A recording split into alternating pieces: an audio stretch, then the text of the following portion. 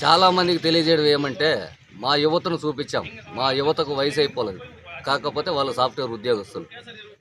వధువు కావాలని హైలైట్ చేయాలని, ప్రపంచానికి తెలియజేయాలని పెట్టడం జరిగింది. ఎందుకు పెట్టడం జరిగిందంటే ఆంధ్రాలో ఇంత అన్యాయంగా జరిగిపోతుంది. అమాయకులుగా ఉండేవాళ్ళు కూడా నేర్చుకుంటున్నారు. ఈ పెళ్ళి కావాలంటే ఒక కారు, ఒక విమానం, ఒక రైలు ఉందా అని అడిగే ప్రయత్నం చేస్తూ ఉన్నారు. ఇది తప్పు. దయచేసి దీన్ని మానేయండి. ఎందుకురా అంటే మీ ఇంట్లోనూ, మా ఇంట్లోనూ, మా ప్రతి ఒక్కరింట్లోనూ ఇది అన్యాయం జరుగుతూ ఉంది. డబ్బుంటేనే ఏమీ జరగదు. కారు ఉంటే ఏమి చేయలేరు.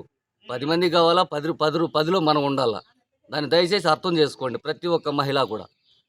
కారు ఉన్నంత మాత్రాన విమానం ఉంటే ఎత్తుకుని పోలేరు.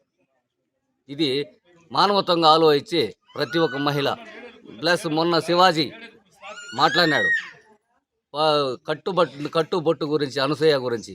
ఆ విధంగా అట్లాంటి అలిగేషన్స్ ఆంధ్రాలో రాకుండా కూడా చూసుకుందాం.